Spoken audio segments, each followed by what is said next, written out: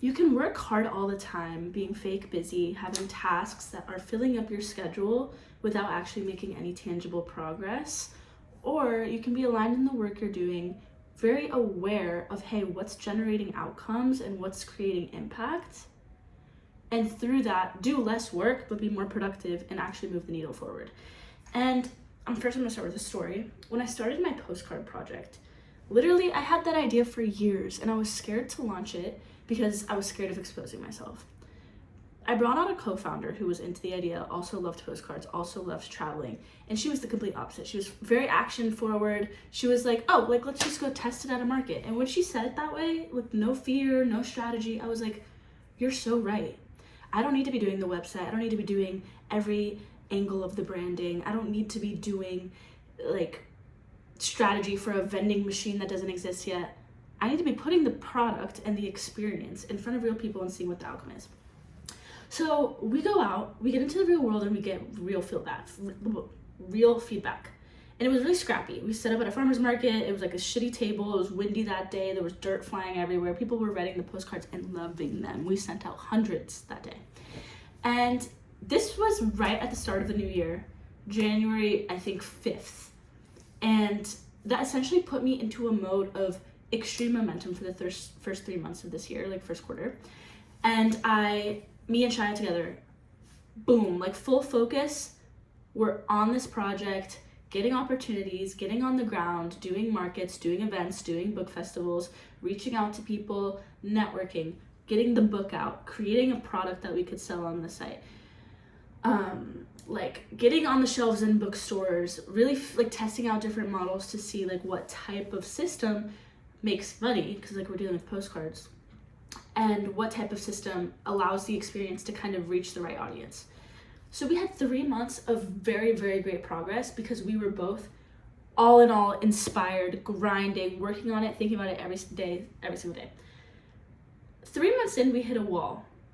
And we were like, I think month 4, we were like, okay, we're hitting kind of like the valley of despair for a second. Like we're struggling a bit, we don't know what to do. And I think like when you first start something, you have this creative burst where like everything's exciting, everything's new, there's momentum, you're getting feedback, and you're like, wow, I'm on top of the world, I have so much creative energy, it could last me for years. And that's a great feeling, but as a creative person, like when you have different ideas, and you have different projects that you work on, it's very easy to let the life force behind one thing die once you get distracted by other things or there's other things happening in your life. And you have to really sustain that momentum throughout time, right?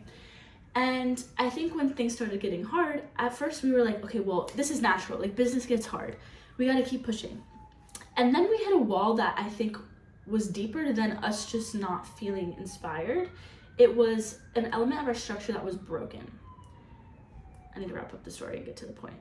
So from this experience and like climbing my way out of that, and now we're back in a phase where things are moving and we're making progress again, and the work that we're doing is generating outcomes and it doesn't feel like useless tasks, and we're being productive in a way that is creatively fulfilling but not ruining our lives or like taking over from everything else.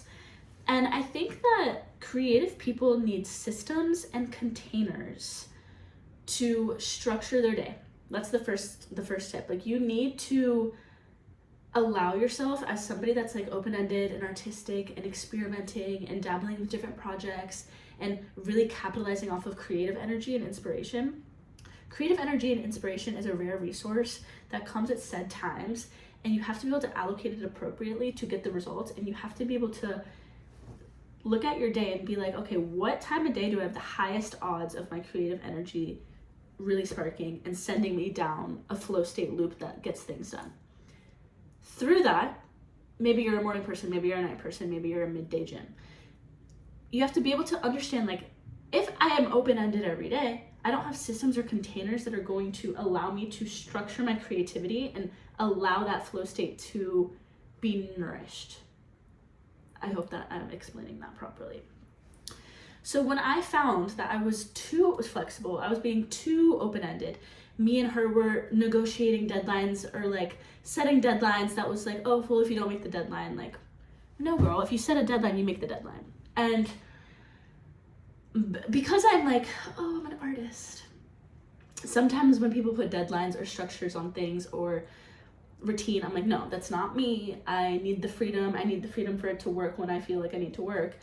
And this is true, but it's also a balance, because if you don't have the container or the system set in place on the front end, it's not going to get done, and then you're going to be upset later on. And then that's how creative energy dies. You have to be in the work to be inspired by the work.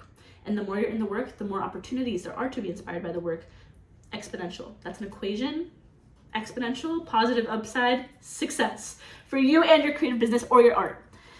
Then I was like, okay, what else is the thing that keeps me going on all of the bad days when the business is unsexy? What is it that keeps me coming back to this project even when I don't want to work? Because sometimes you're not going to want to work, and sometimes you're not going to be creatively inspired.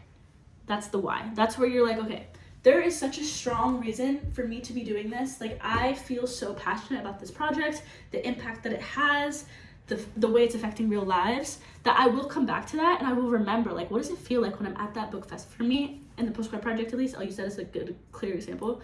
Our postcard project basically spreads love letters. That's what we do. We get people to send love letters to their loved ones, and we have sent out hundreds, if not thousands, of postcards worldwide. People opening their mailbox to a surprise from someone that loves them. A little silly note, something that makes them giggle, a cute art print, or a photograph, or like a funny slogan. Like, we have one that's like, oh, like, booty call. Like, that's not the best example of the ones that we have. We have another one that's like, thought I'd try the old-fashioned way. Like, just like silly things that you're gonna get that in your mail, and you haven't gotten mail from anyone you loved in years because everyone's texting and calling and social media. So you get a surprise in the mailbox and you're like, oh my gosh, this is awesome. Like, wow, it feels so special. And like, the why for my project is like, that moment to me is so beautiful and intimate and amazing that I want to spread that. I want to spread that impact as much as possible. And the more that I grow my business, the more financial resources I can put into it, the more time and energy that goes into it, the more of that outcome, that why, that happens, and the bigger social impact I have on my community and on people that interact with our project. So when things get hard, and when I'm doing financial accounting, or when I'm doing cold outreach that feels meticulous and I feel like I'm not hearing back from anybody, the things that are unsexy about business, how do I get through that? I have to think about the thing that matters. Ways to make the work more fun. Yes, I'm reading from the Kim Kardashian notebook, the free stationery I got. This is another creative thing where, like, if I'm in my little art mode and I don't want to be doing accounting, or I don't want to be doing the unsexy parts of the business, I have to sit with myself, be like, okay, how can I reframe this to be more interesting to me?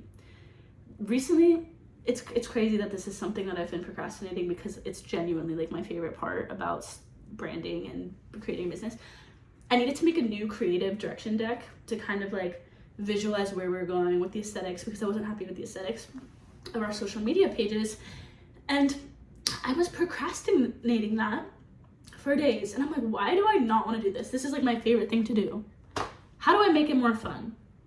Girl, I got myself a matcha. I sit myself at a nice little cafe. I listen to some music. I turn on some beats. Literally, I get to go explore Pinterest for fun right now. Why am I complaining, you know? Or I go outside. This is a big one for me. I love working outside in the sun. I go to a park. I set up my hotspot. I lay in the grass. I have a couple snacks, and I start doing the creative direction for my brand. I don't need to be in an office or in a library stuck and sad and stressed over a project like that. That is something that's open-ended and supposed to be fun. So when there's that, I think, what's another example? When I was doing, basically we had like an accounting software, and like it was fucked up and it was not working. And I needed to update the thing and like go through all of my bank statements and like track our income and our revenue.